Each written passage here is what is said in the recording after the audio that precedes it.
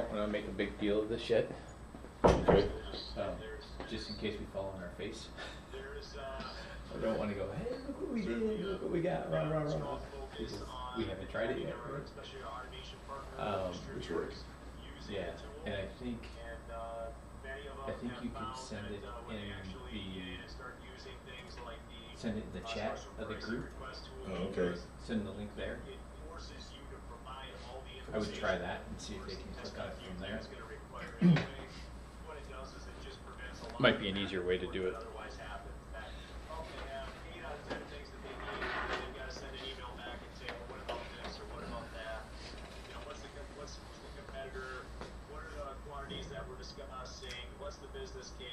And then like Marv did on that, Marv raised his hand. Well, I'm going to just mute my YouTube feed, so the only sound I'm going to hear is is if somebody talks to me on here, and I'll mute this microphone, so they'll only hear me here. So there'll be a little lag back and forth, but I'll be able to hear everybody. Yeah. So it should work out. Yeah.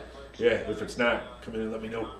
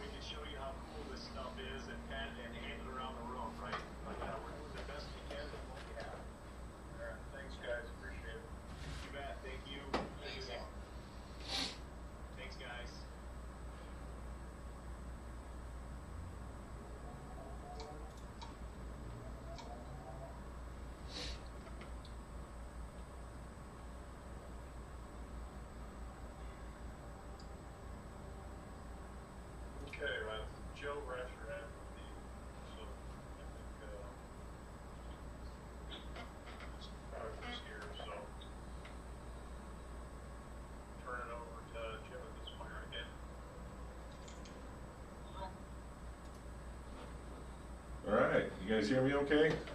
Yeah. Okay, I'm going to send a link here in the chat window. See if you guys can click on that, and that should take you to a YouTube page. Did you guys get the link? Yeah. So go to the YouTube page, and let me see here. You should just be looking at the Mitsubishi Demo. So let me know when everybody can see that.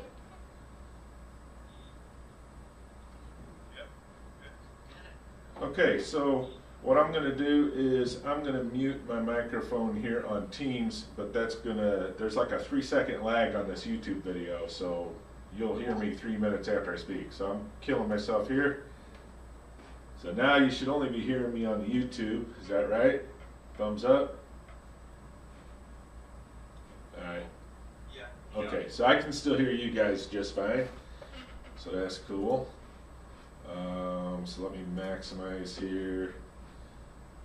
Alright, so I'm not seeing anybody on my computer, but you guys, you can now see me on YouTube, right? Yep. Okay. Alright.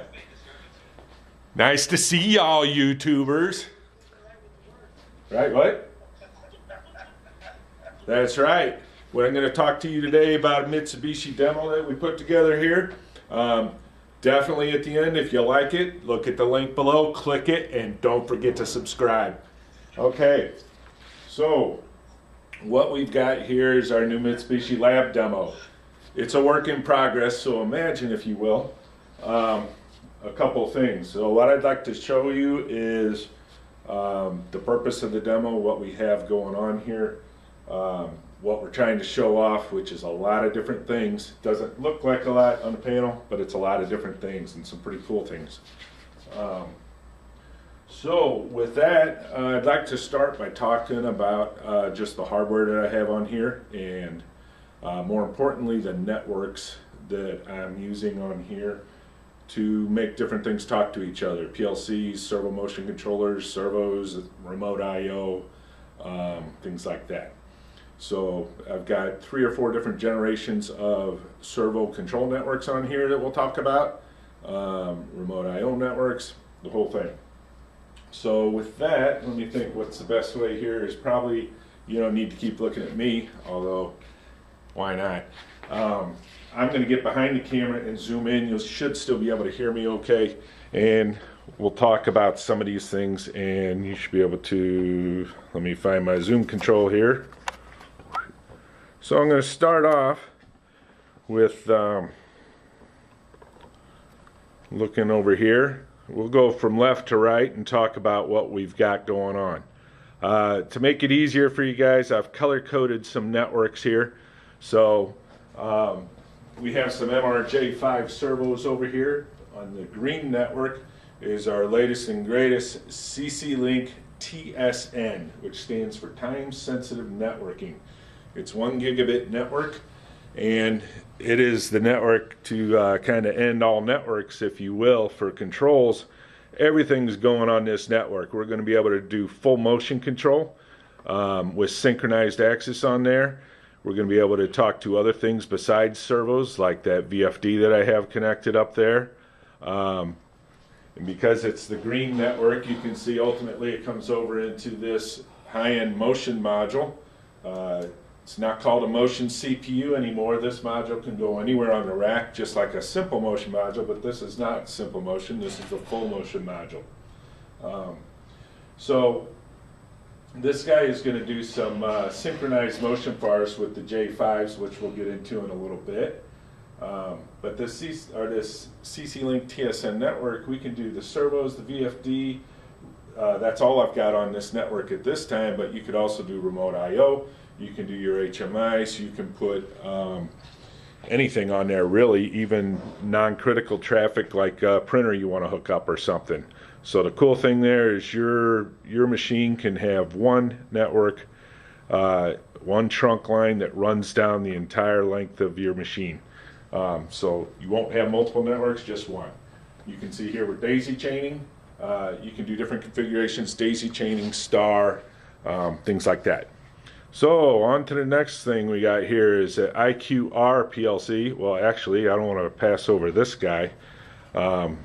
You should all have this. And this is our E800 VFD. You should all have one of these as a sample to carry around with you to show customers. It only runs on 200 volts, so you're not going to be able to plug it in for them, unfortunately.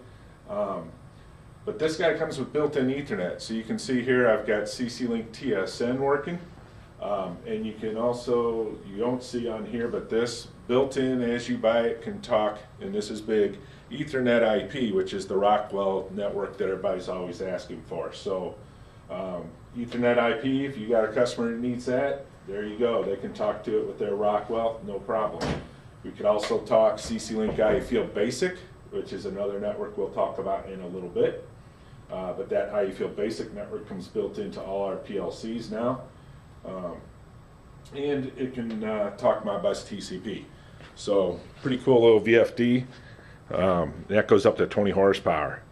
So moving along, we've got our Iqr Rack Style Plc platform. This is our highest end. We don't sell a lot of these, but when the application's right, it'll do anything we need it to do. So on here, you know, it's a rack base, got the power supply, I've got the PLC. You can get multiple size PLCs depending on how much memory you have. I've got this motion module I talked about. That's going to be controlling our two J5 servos later. Next to it, I have a simple motion module. Didn't really need a simple motion module for the application I'm running, but I wanted to show it off. So that's our orange network. This simple motion module talks CC-Link IE Field, which is also a 1 gigabit network, but unlike TSN, this is a dedicated network. It's a dedicated field bus. So there's no IP addresses. Everybody works by dialing in a network address, and you can't put anything else on this network. Only IE Field devices, such as this servo over here, and also such as this I/O, which I was pointing to. You can't see, but I can zoom down a little bit. We've got an I/O module talking on IE Field as well. Okay, so we'll come back and talk about what that guy's going to do a little bit. Moving on, we've got an Mrj5 Servo talking CC-Link IE Field. That servo will also talk IE Field Basic, which IE Field Basic is, instead of being a 1 gigabit dedicated network like IE Field, it can do 100 megabit network, and it's not deterministic. It can run on the Ethernet of the PLC, whether that's the IQR or even the FX5 can control that directly. So that's a great way to connect up a couple servos. So then we got power supply. We got a great little 8-port 1 gigabit Ethernet switch that Scott Stocking gave us for our demo, which is pretty cool. So props to Scott. Moving along, we get into our FX5, and let me move this camera just a little bit more. There we go. That might make it a little easier. Alright, so over here, the FX5, I've got the compact version of the FX5, which is only this wide. And you guys should be having one of those in your pocket as well. I believe all the salespeople now have one of these. That's great to carry around and show your customers, you know, 16 in, 16 out, built-in Ethernet. That's this red network coming over to the switch. Go ahead. So when you turn that way, yeah, your voice goes away because of the camera, so you just gotta be a little aware. Learning how to use this camera. So I need to be looking at you. Can you hear me okay when I'm behind the camera over here? Yes, you're very loud behind the camera. Very loud. All right. So let me just zoom in and we'll do it this way. Dan's giving me a little feedback first time we've been using this thing. So the FX5, you know, 16 in, 16 out. We've got our Ethernet going on there that can do programming. It can go to our HMIs. It's doing both those things. This one is also doing CC-Link IE Field Basic, which I told you is built into all of our Ethernet PLCs. So that's just going over to our standard switch. And then it's coming down below here to this little I/O, remote I/O. And you can see it's controlling some outputs right there. That's a completely awesome dancing Christmas tree program circa 1986 that's lived through all the years and been ported into a Mitsubishi PLC program. So that's pretty cool. I'm biased on that. To the right of this compact module, we have a Servomotion Controller. That's a simple motion module. And it's talking SSCnet, which stands for Servo System Control Network. So that's a fiber optic network that's talking to some old Mrj5 servo drives. So on the servo drives we've got here, I'm showing you a couple different things. We've got 4 axis of servo. We've got 2 of them are single axis Mrj4s, and the one on the right is actually a dual axis Mrj4 for axis 3 and 4. Okay, so that's showing the difference between the single axis and the dual axis, so we can show that off to our customers. Also, something we're showing off here, which isn't as visible, so you kind of need to know about it, is those 3 servo drives are controlling these 4 axis of servo, which I'll run a little later for you, and you'll see how that works. These 4 servo motors are actually Mrj3 servo motors. So we're showing our backward compatibility there. We moved forward here with some Mrj4 drives running some Mrj3 motors. So all we did was put in new drives to get upgraded to this new system. We could run Mrj3 drives off that simple motion module as well. I just wanted to show you that you could do both, and it's what we had around, so that helps. I've got a little GS2107. I don't know that that's going to remain part of this demo or not. Hiding over in the corner, something that's not done, is a 15-inch GOT that we might incorporate instead. And then it looks like my phone fell asleep, but I do want to talk about this a little bit. So come back over here.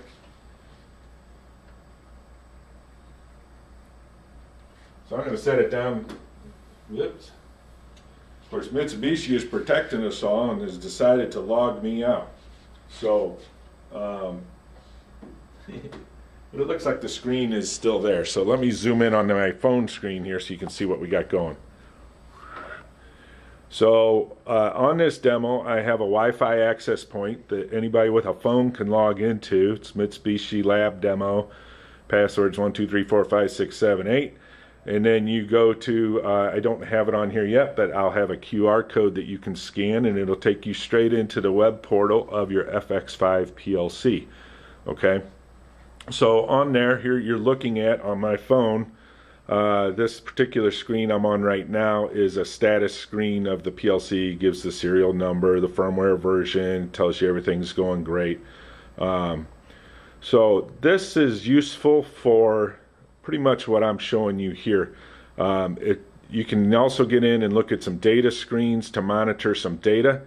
I would be careful not to oversell this thing.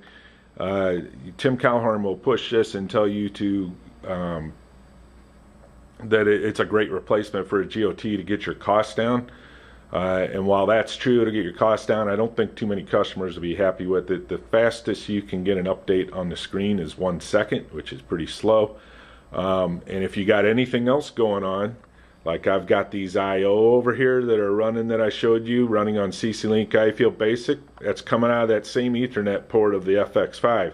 So he's pretty busy, and he's going to give his priority to that remote I/O, which means my phone is just going to sit there and wait, and I might get 5-10 second update times. So I would sell this, if you're going to talk about the web portal function, I would sell it as, hey, it's a great way to get on there and look at your diagnostics, see if you got any alarms, maybe check some data points, things like that. But I would not consider it an HMI replacement. That's my personal opinion on that. So okay, so let's been through all the hardware, so let's kind of talk about some of the things. I'll start with some motion control on the FX5. So we've got the simple motion module connected to the Mrj5 3 drives. One of them's a dual, controlling these 4 servos here. So the way this is set up, the motor on the left is going to be our master servo, if you will. Let me get this situated. I think that should be pretty decent. Okay, so the one on the left is our master, and then the other 3 are following this. So what I want to show off is I can run this motor on the left. It's running a little bit, no problem. Yep. But what I can also do is turn on the other 3. So basically by turning these 3 buttons on, I've slaved these 3 servos to this guy, so they're electronically line shafted together or synchronized. So now when I turn it on, you can see they're following, but they're not following just directly, they're running a cam pattern. So you can see this guy kind of does a feed, even as if this is your machine rolling down, rolling a conveyor down or something. This might be something like feeding out a sheet of paper, or feeding in a box or something. And then these guys are kind of rocking back and forth. And so if I speed up, you'll see everybody just follows along with the master. Can also show on the master, if I stop him, I can put him into torque mode with this button, so I can hold him still because he's in torque mode. But when I stop him, notice all the slaves stop too, and I can move them forward and backwards. They still follow their cam profile. Okay? So let's put him back into speed mode. Get him going a little bit. Not too fast. Okay, so the other thing you can do with here, with the motion control, is you can switch cams on the fly. So maybe I need this guy to behave like these guys. I can just press a button and now he's running the same cam they are. Maybe I want all the cams going the same direction. So I could, on the fly, change that guy over and now they're all going the same way. Okay? So you can do little moves. You'll see, I'll change this one, you'll see him speed up. And now he's doing the opposite of the other guy. So that's showing off the simple motion module. So you can play around with speeds on there and do some stuff and show camming, torque control, speed control, and electronic line shafting. So I think that's probably good for that guy. Let's go on to the new guy, which is our Mrj5 Servo. So what do we got sitting here? This is the beer can holder. That's where the beer can sat during development. These plates right now are just temporary. They've got the motors taped down to them. What we will have is we're going to have an actuator, hopefully, trying to get a Total-matic. We got an Accutech actuator here with Mrj5 Servo that's coming up to our, going up to our Mrj4 drive here that I showed you earlier, connected to the Servomotion module. Okay, so one of these J5 motors is going to be mounted on the panel, which I'm looking at, I'm too zoomed in there. So it'll be mounted on the panel and statically mounted, and the other motor is going to be mounted to the actuator so that the actuator can move in and out. So think Mitsubishi gear mesh demo that you've seen on the trailer many times before, okay? So that's what we're trying to achieve. So with the J4, I can go ahead and just show you kind of the J4 servo running what would be carrying one of these motors, and then, you know, it could be stroking in and out, doing the gear mesh, not doing the gear mesh, that kind of thing. And so then what do we got down here? Let me get close on these to show you how we're synchronizing on the J5s now. So imagine, if you will, someday that will all be connected when we get our Total-matic actuator. So right now, we've got two Mrj5s, and we don't want to make big plastic gears because we sell R&W couplings, which are really cool. So we just took the rubber fitting out and put two couplings here. So that's all you got is these little spider couplings, okay? So what we can do then is push these guys together, but you can see right now they're kind of, can't get them to push together because they're kind of lined up and in the way of each other. So we can start spinning those guys. You can see that spinning 50 RPM. When this is all done, we can spin them up to 6,000 RPM, but today I'm only going to go up to 1,000 RPM. Because they're taped down and they'll vibrate a little much. But when you get spinning them faster, physics has a pretty cool property where you can just move these guys right together like that. Because when they're fast enough, they'll find a way. Alright? So right now I'm being the actuator, but eventually we'll have this all working on the linear actuator over here. So now you can see that, guys, it slows down, they're staying synchronized, and the spacing on these guys would remain constant. That is all being done through the CC-Link TSN and controlled by our motion module. So what else have we got? Oh, another idea we had, Joe Rash came up with the idea, so he does think of some things. Got a little strobe in the background. I don't know if this is going to work out yet or not until we get this mounted and going, but the idea is going to be that, let me pull these guys apart. The idea will be that we'll have this strobe above these, and you'll be able to see when we make a move, like right now they're in a position where they can go together, or we could line them up.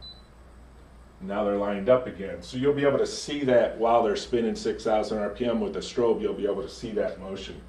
Like right now, if I stop it, you can see the motion I'm doing is pretty simple on the slave, okay? But you do that while it's spinning, and it does it on top of the spinning motion. So the strobe will be able to make us see that a little bit easier. So I think that's about it for, I think I've covered everything. So don't forget to click like down below, and don't forget to subscribe. That's it. So I'm gonna switch back on the team so I can hear what y'all are doing and saying and laughing about. Let's see. So I wanted to share with everybody. Can everybody hear me okay? I know it sounds like I have full of rocks. Yeah, you're good. I guess I want to stop sharing this. This is a new Yeah, I would set of hardware that we just ordered. Okay. We ordered a digital camera, wireless mic, I said,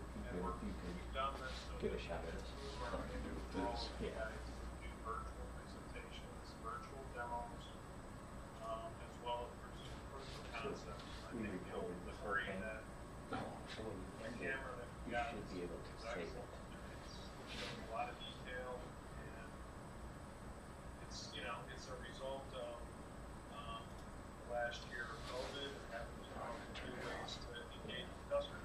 So mechanism, we're going to keep working on it. It will be YouTube, and I hope this gives you more confidence that, you know, we need to show you our component to go into the customer facility. We can do it right out of HTE with great clarity, good technology, and I want to thank Jim for being the first HTE YouTuber. Doing a great job. Nice job, Jim. All right. Thanks, buddy. All right, can you guys see the camera and everything? There you go. Yeah, good job, Jim. I liked the video for you, Jim. Yep. So we'll be perfecting this, you know, as we go. But I'm really excited about the company's investment in this. We didn't waver. Scott jumped on this real quick after Dan and I kind of surfaced the concept. I think it just helps us get connected with customers and be able to show things and not use, you know, 15-year-old technology and kind of listen through it. So it's good stuff. So I was kind of busy kind of talking about all that. Does anybody have any questions about anything I went over on that? We're getting huge feedback. Oh, mute your YouTube Or close it. or close it. We don't want to close our end yet because we want to save it.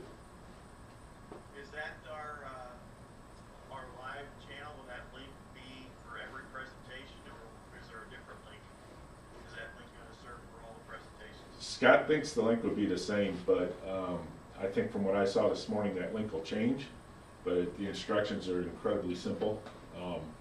So once you go to YouTube and log in, you start sharing. There's a little share arrow like there's on all apps. You click share, you can copy the link and just send it out like I did to you guys on the chat. Okay, super. Hey Jim, the only feedback I have is, you know, maybe we can work with Dave to get a graphic, maybe, which would sit above the actual hardware setup. But I think one of the things that you and I have given about before, like, we're gonna do a virtual presentation to one of Aaron's customers about Mitsubishi, let's just say, sequence and motion. I think we need to somehow clarify all three of these different networks, because it, you know, as you and I have talked, it is confusing. You got IE Basic, IE Field, TSN, and Well, it should be pretty clear because they all say CC link in them, so that clears it all up, doesn't it? yeah, for sure. But I was thinking if we could get a graphic made above, like when you No. start the demo, okay, here's my configuration. The purpose is to show these three different networking architectures or whatever. No, I agree, and that's one of the reasons too. I went to color all the networks a different color, so that otherwise it's just a mess of cables up there. So hopefully, but yeah, we need something on there. I don't know exactly where that'll go yet. We got to figure out because I don't know where we're going to mount the big HMI and that kind of stuff. Also thinking that. Maybe it's a slide, Jim. You know, you can do a combination of when you first start. You could just do a PowerPoint slide, right, and then. I think it'd be something. I think it'd be nice to have a graphic that Dave gets us. Yeah. So hopefully, when we're doing walkthroughs again and stuff too, people can see it. You know, and if you know if I'm not around at the time somebody's looking at it, or just one of the salespeople, at least, you know, if you don't remember, you can see what it is. The customer can see it themselves. Makes it a lot clearer. Okay.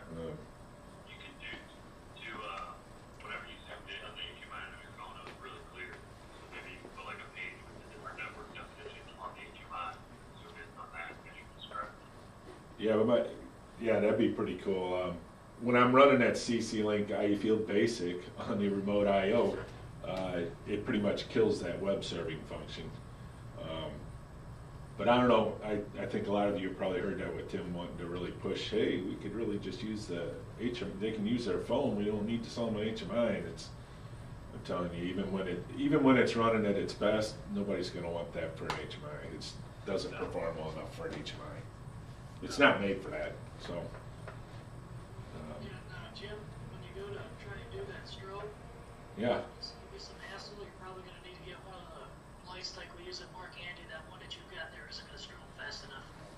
Well, I got it to strobe fast enough, but it won't strobe, I don't know that it strobes bright enough, or maybe I need to mark it.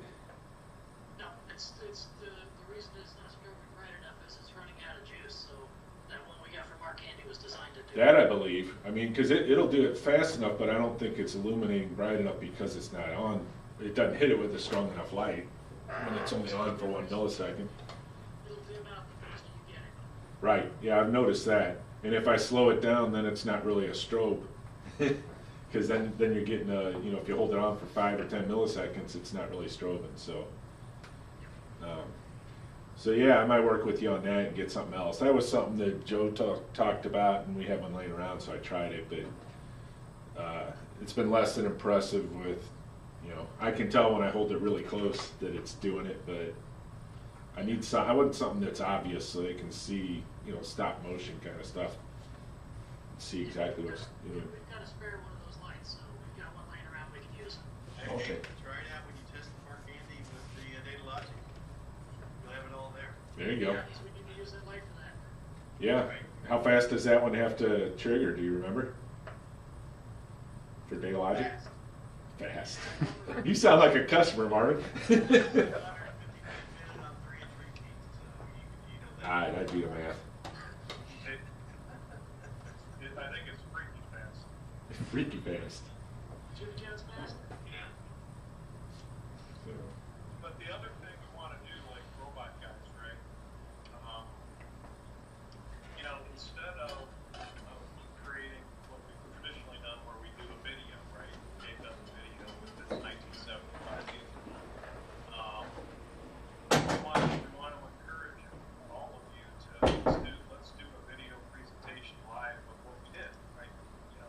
Have the tech team member take the customer through, because now we've got the technology to do it, make it a little more personal, and then questions can be asked, and instead of just shooting over an email with a video, let's go live and take the customer through the work, right? Because I think that's a differentiator, right? So, really good, really good stuff.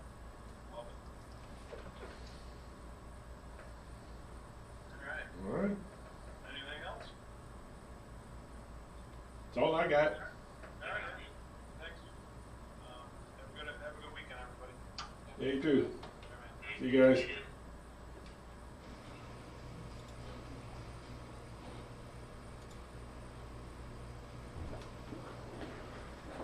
Gonna click on in. So I just clicked in stream and it's giving me the warning. I think it, well, before I do that, should we see if there's a place to save it before we click in? Edit, copy.